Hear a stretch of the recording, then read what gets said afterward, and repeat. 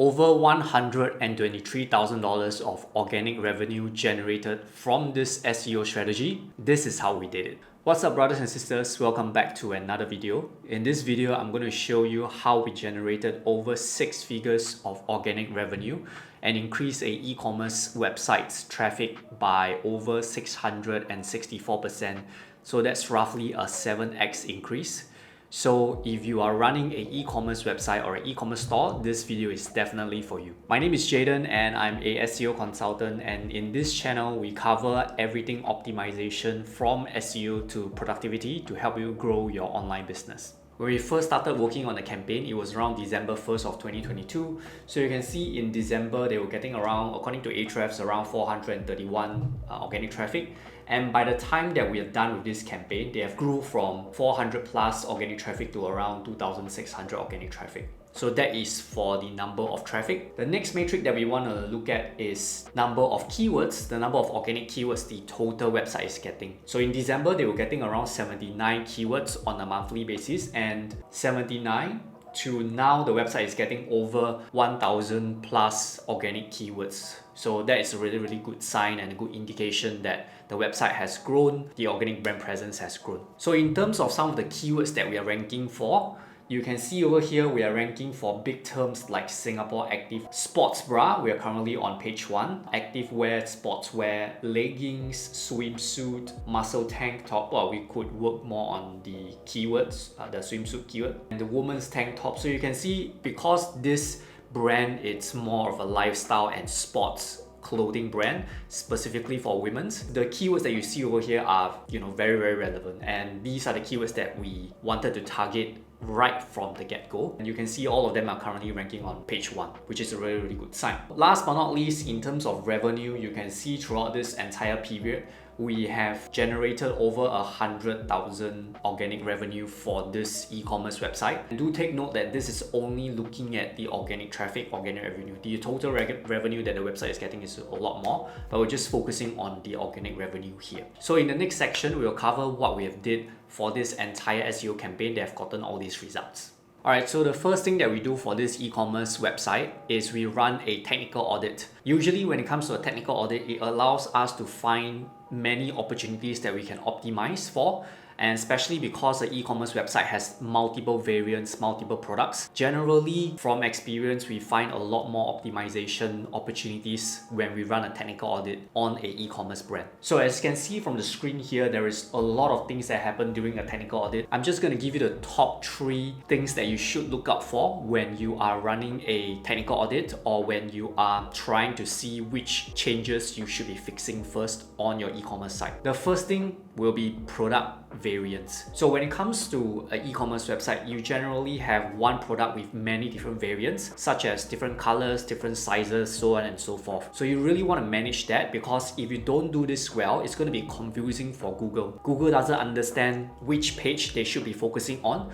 just because of the number of variants you have, and especially if you have a page for every variant, then that's going to be very confusing for Google. So an example of this is, if let's say you're selling shoes and the variant that you have is S, M, L or XL, so these are the different sizes, you don't want to set your website up in such a way every single variant has its own individual page. Generally speaking, because like I mentioned earlier, Google gets confused in terms of looking at your pages and deciding which page should they be focusing on. For example, website.com/products/shoes. This is your category page. And then if you have a shoes-s for your small sized shoes, if you have a -M, -L and -XL, that means for a single product, you will have a total of 5 different pages on your site. What you want to do instead is you want to make it in such a way that for every variant that you have, it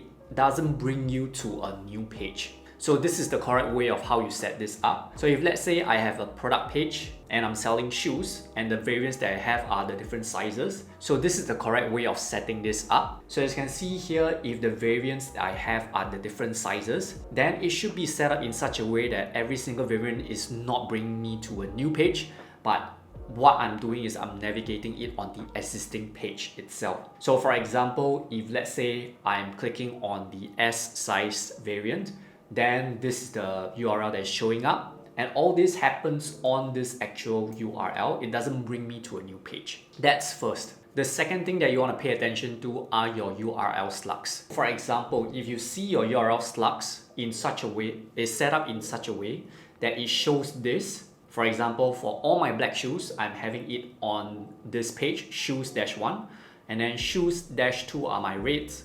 shoes-3 are my whites.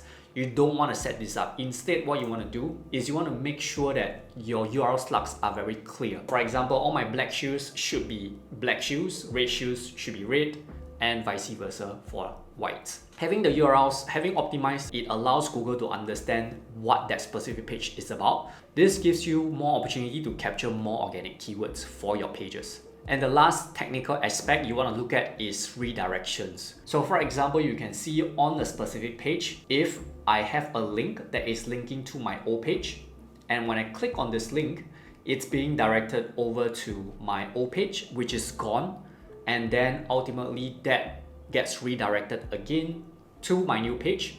This is what we call multiple redirections, and you don't want to have that. So you want to make sure that there are as little redirections as much as possible on your website.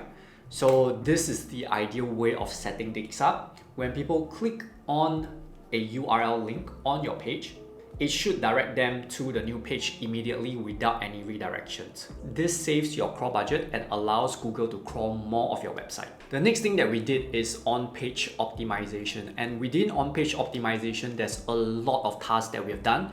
But again, I'm going to give you the top 3 priorities you should be paying attention to for your e-commerce website. Firstly are the page titles and descriptions. When we took over the website, a lot of the page titles and descriptions are like this. So you have your shoes page, and then you have your page title as a shoes page, and then the description, it's shoes. And this is literally what we saw from our client's website. You want to utilize your page titles and description so that you can provide more relevancy to Google. Here's what we did. So for their shoes page, what we did is we changed their page titles to something along the lines of buying shoes or buy shoes online, and we included something like free shipping because this really increases the click-through rate provided they have free shipping. In this case, our client does have free shipping. And for the description, you can notice there's a very big change as well. So we changed it to shop for the latest shoes in the market, different sizes available, shop now.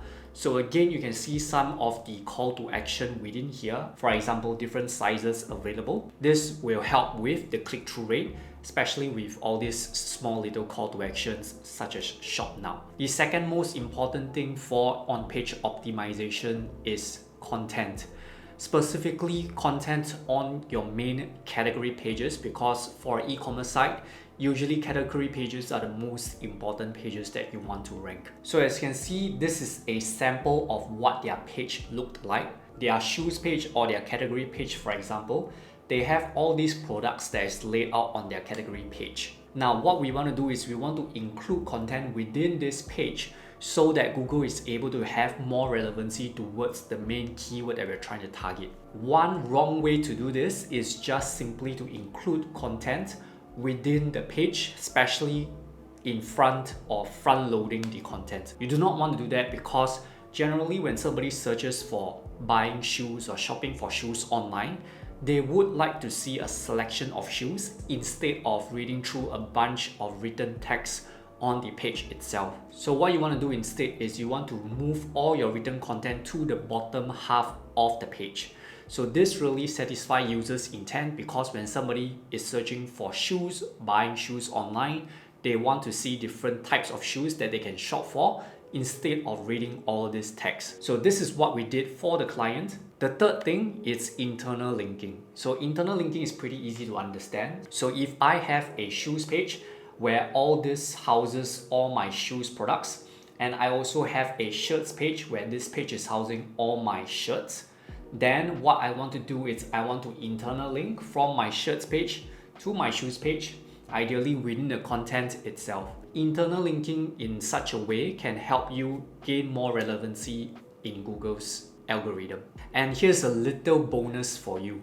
So within our campaign, what we did is we changed the page titles and description, and what we found was the ranking started to go up, but it plateaued for a while. After making some changes towards the page titles and description, our keywords started to shoot up on page 1. This is an example. So earlier on, for the shoes example, the page title that we have came up with, it's buy shoes online and free shipping, and this is the description. So when we found out that it was plateauing, what we did was we changed page titles to include locale, which means brand SG, and you can see shop for the latest shoes in Singapore. So we included and tested locales or changed the page titles so that we want to see if it works. It really did work, and the rankings shot up to page 1 after we implemented these changes. Do remember, whenever you are working on an SEO campaign, the key thing here is optimization. Always be testing, and yeah, this is just one of the things that we learned from this campaign.